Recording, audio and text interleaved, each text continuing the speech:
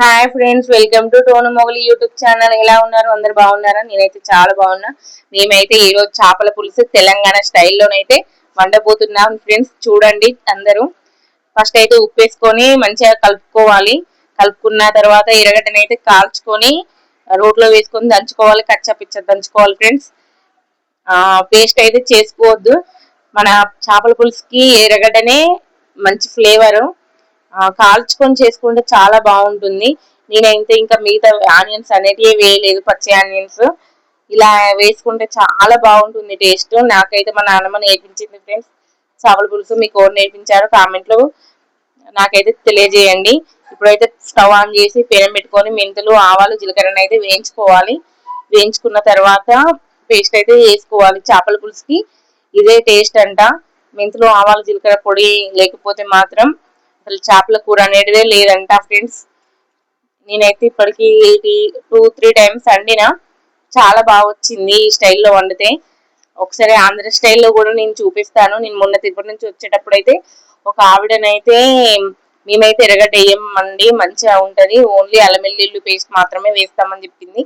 Andhra style కావాలంటే కూడా నేను మీకు సెండ్ చేస్తాను, చూడండి.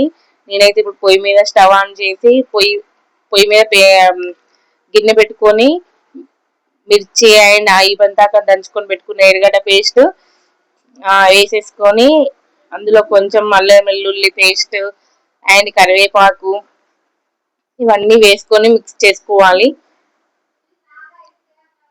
ఇప్పుడైతే మనమైతే కొంచెం కళ్యామాకు అయితే వేసుకుందాము. పక్కకైతే మా ఆయన ఫిష్ ఫ్రై చేసుకుంటుండు.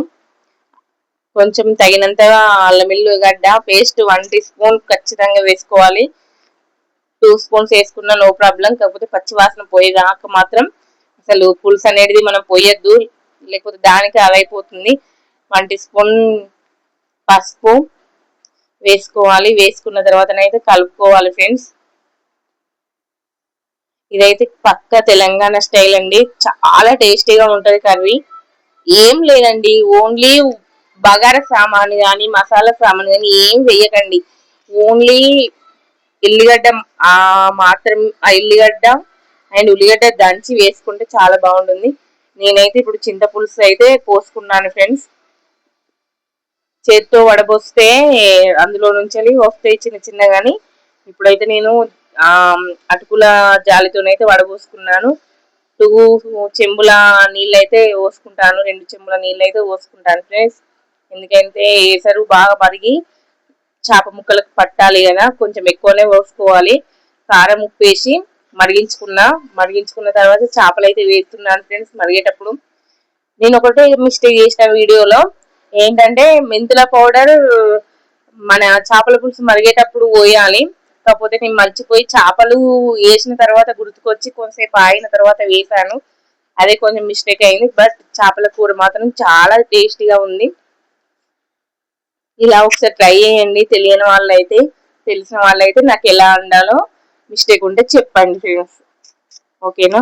ఇప్పుడైతే నేను మెంతి పౌడర్ అయితే వేసుకున్నాను. చూసారుగా, ఇలా వేయద్దు. ఇలా వేస్తే మనం కలిపేటప్పుడు మాత్రం మొత్తం ఇచ్చుకపోతుంది ముక్క అనేది. ఇలా అస్సలు వేయకూడదు. చాలా పెద్ద మిస్టేక్ చేసిన, నేను మర్చిపోయినా అసలు. ఫస్ట్ ఆఫ్ ఆల్ మర్చిపోయినందుకు ఇంత పెద్ద మిస్టేక్ అయింది. ఇలా మాత్రం అసలు వేయకండి. Telangana style fish curry ready అయిపోయింది ఫ్రెండ్స్.